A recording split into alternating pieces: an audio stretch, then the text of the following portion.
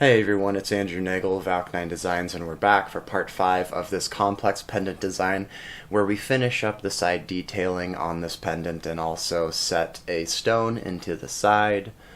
And so the first thing that we're going to start off with is getting out our length of 30 gauge round wire and deciding where we're going to attach it onto the side here. I'm going to utilize another length of 13 gauge half round wire as well to build up the side swirl here that cascades down and opens up to the next swirl.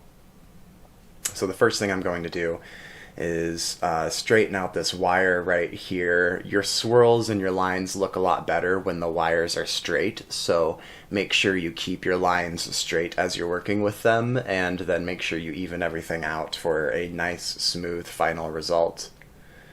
I'm going to start adding the 30 gauge wire about a third of the way up the 13 gauge half round wire that we already have attached to the frame that forms the first part of this swirl. And then I'm going to attach that down to the frame. It's always wise to attach your 30 gauge to the frame. Don't ever just like cut it or just leave it loose.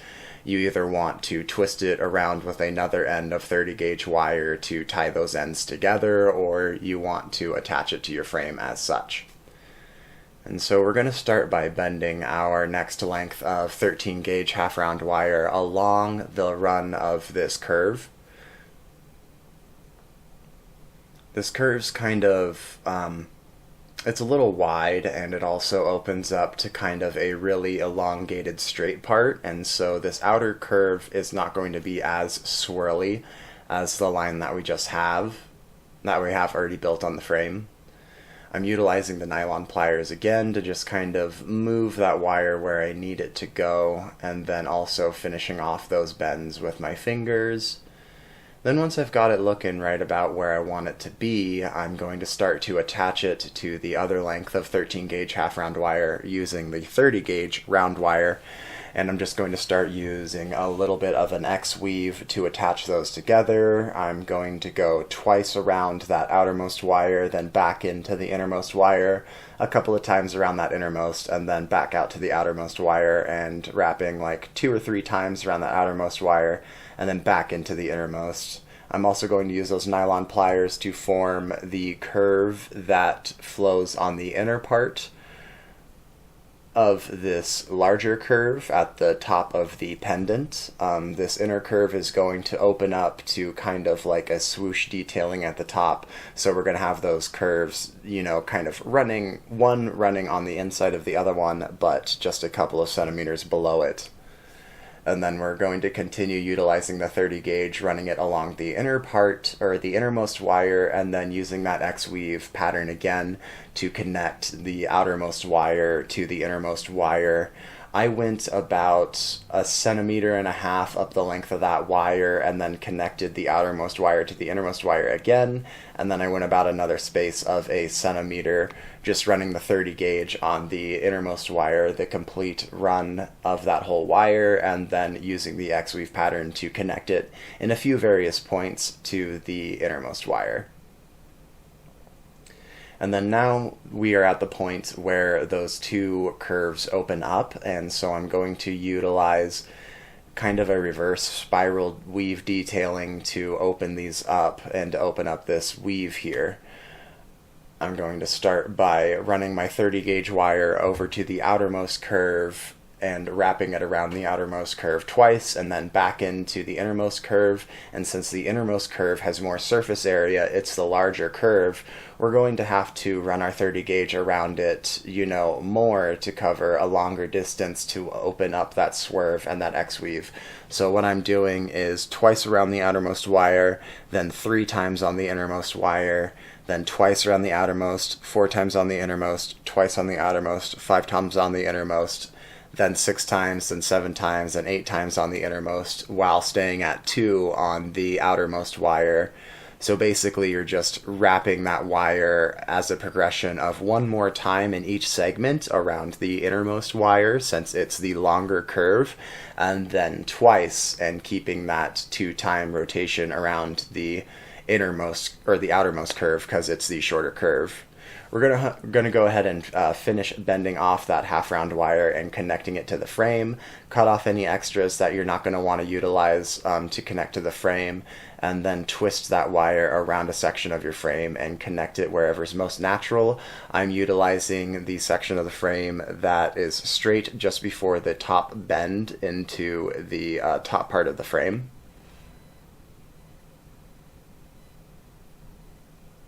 Finishing off bending that wire. It's just kind of an awkward line here, so I think I'm going to go ahead and also add in another wire to straighten out that curve a little bit and to make it open up a little bit more. I'm utilizing a length of 21 gauge square wire, half hard, and I'm running that length through that inner swirl and I'm connecting it to the frame. And then I'm going to swoop that wire around and run it along the length of this outer edge that we have going on here. I just wanted to add one more wire to kind of beef this up a little bit and to make this line look a little bit more smooth. I just didn't really like the look of just the two half round wires there.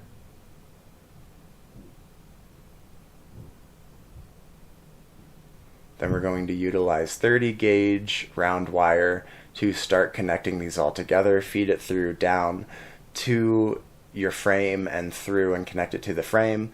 And then I'm just using an X-weave pattern to connect the 21 gauge square wire to the 13 gauge half round wire. And then I'm going to cut off about 1.5 feet of the 30 gauge round wire so that way I can start to weave it through this inner loop and then back out to the outermost wires. And I'm going to do the same kind of progression of a detailing as we did up on the innermost swoop on this little opening up here, so that way I can create an X weave that fans open and kind of webs open to a full weave. Feed that 30 gauge back through the innermost loop. I'm wrapping it twice around that innermost loop and then back out to the outermost wire.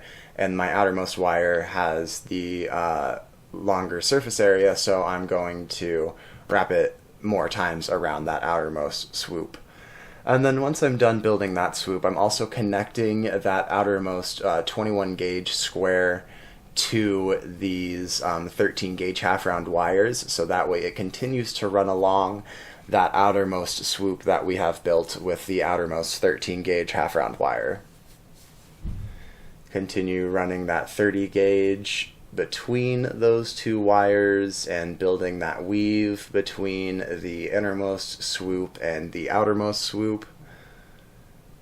A lot of weaving and just patience is needed at these points. I also suggest having the tip of your 30 gauge kind of bent in a little bit of a hook, so that way you can kind of hook it under and then up and out of that swoop, and that'll make it easier to feed it under and to pull it through.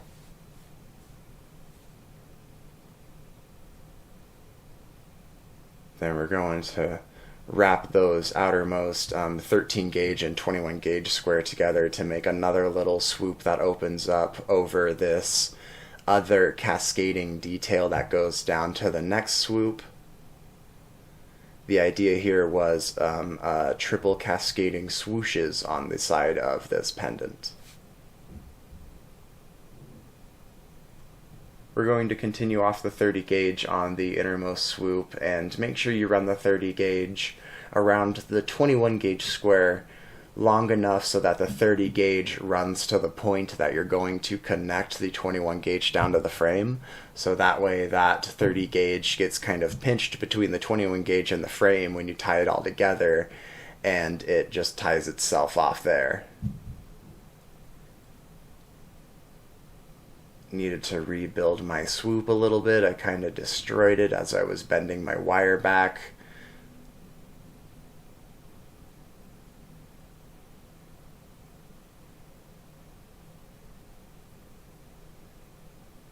And then once you've gotten your 21 gauge to a point that you want, clip off your extras and I'm tying it down to a support over one of my larger 13 gauge half round wires.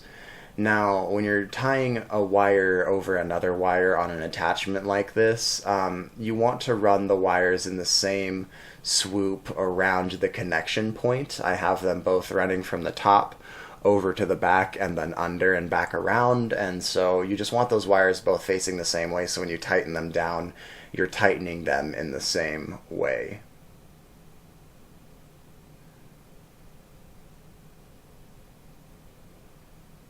So now I'm going to add a half round wire 20 gauge to this outermost 21 gauge square near the top where it swoops, and I'm going to connect those 2 points of that half round wire back to the frame. That way I can secure the 21 gauge square wire to this swoop near the top, since I didn't weave them all together. The other thing you can do is kind of pre-plan this line and weave all 3 of these wires together into a opening, like tri-weave at the top there, instead of just the double weave that we did at the top.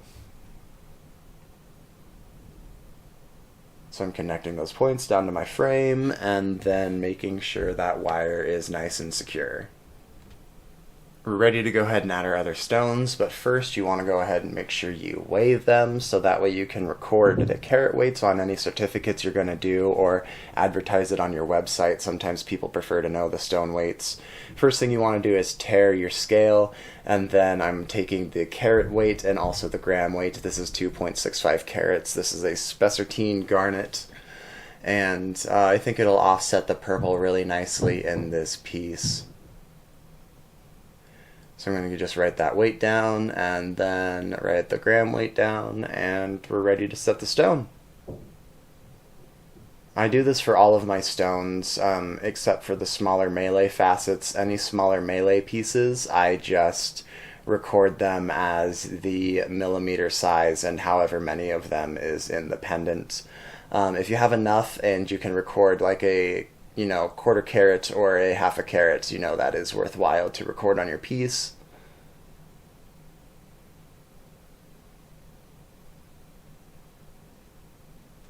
Then I'm connecting my 21 gauge square for this spiral weave detail that we're going to build to set this spessartine garnet into the pendant.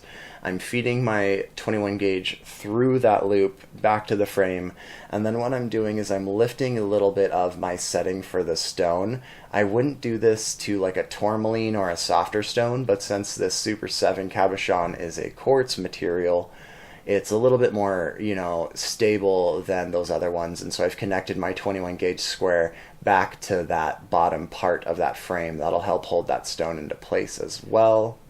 I'm just bending my swirl where I want it to flow, and then it's going to be time to add in my other wire. We're going to feed that through to the back, same sort of connection, and then we're going to start building our spiral weave detail. Once you have that inner wire connected, you can go ahead and just swoop it around and make sure it runs along the inside of that first swirl.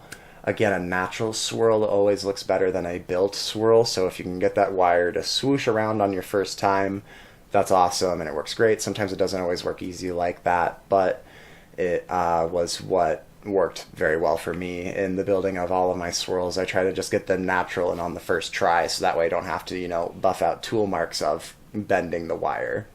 So now I'm utilizing the 30 gauge round again, feeding it through to the frame, and then building a spiral weave detail. Very similar progression, more wire on the outer part of the swirl, or whatever part of the swirl has a longer surface area to cover, and then the innermost swirl, just kind of do the same. Like, I do twice around my innermost swirl generally. If it's a larger swirl or there's more area to cover, sometimes I'll do like twice, or 3 times around it, and then back out to my progression side, which will go from like 2 to 3 to 4 to 5 to 6. If you haven't seen the spiral weave detailing video, I highly suggest you watch it. It explains this process a lot better. And so once I'm done building that spiral weave detail, I am going to bend my 21 gauge back and connect it up to the opening weave that we've done on the top spiral, or the top like kind of swoosh that opens up down to this one. We're just connecting everything together and making the lines kind of feed together. I'm going to bend back that other 21 gauge, or I'm sorry, I used 20 gauge or 22 gauge round to build the inner part of this swirl. You can use 21 gauge square, it doesn't really matter. I just felt the need to use a round wire to kind of offset the square at that point. And so feed those points back to your frame and then connect all of your points to your frame. I had played around with the idea of setting an opal in this lower swirl, but I decided just to do a spiral weave detailing because it gave me a lot of troubles to set the opal in there. And so what I'm going to do is I built that spiral weave detailing, and then I'm attaching a 21 gauge square through that weave to the frame, and I'm going to run another spiral swoop around this spiral weave detailing to make kind of a little bit more of a setting here at the bottom. Connect that point down to your frame, and then you're ready to rock and roll. I'm going to bend that wire off to the side, and then I'm just going to swirl it around, make a little swoop on top of that weave, and then I'm going to continue running that wire along my innermost swirl around this bottom swirl setting, and then I'm going to continue utilizing the 30 gauge round that I had used to build this spiral weave detail. I'm going to utilize that to connect these two 21 gauge square together. I used two lengths of 21 gauge square to build this spiral weave detail. Again, I had tried to set an opal in there and it just really didn't work. It gave me a lot of trouble, and I had added some connections and built like a little setting in there. That's some of the scrap right there that I had just thrown down behind the piece. I don't know how that got into the mix there, but yeah, it was a whole thing. And so I just did the spiral weave detail and thought this would be an easy way to make sure that bottom part of that stone is really set in here. It does create a little bit of an offset in the balance of the design, just because there's one like extra wire down here that makes it look a little heavy on this side. So if you can get those two lines to kind of run together into the weave down here, that's awesome. Or if you can, get the stone in there, that's great too. You don't have to follow these specifically to suit. I always suggest getting creative with the designs, and if you see a place for a stone to sit that I didn't notice, great, set a stone in there, make it happen. And that's where you'll find your creativity and your individuality as an artist is, seeing things that other artists didn't see in their own designs, and then utilizing those ideas and those concepts in your own work to develop your own style. And so we're going to clip off our extra 30 gauge there, and then clip off the extra ends of our 21 gauge. I'm going to just flip those up and then set those down into the weave and set them straight through to the back. Doing this is kind of annoying because I don't like pulling wires up like this from, it kind of bends the wire and makes the swirl not look so good. So make sure you even that wire back out before you pull that wire through, and make sure your swirl is looking nice and flat with the design, so your wire is not like having bumps all over it. Then we're going to clip out the extra on this outermost swirl, and then I'm going to feed that through to the back in the same process, and we're going to feed those ends to the back, adjust your swirl as needed, and connect those points to the back, and then you're ready to rock and roll. Once you have your ends all tied to the back frame, you're ready to set this down until I put the next part of this tutorial out. I hope you all have enjoyed this so far. Once we put that setting on the other side of this Super 7 cabochon, it'll really balance out the design and make things look a bit more even. I do suggest maybe having a little bit less swirl on the side of your stone.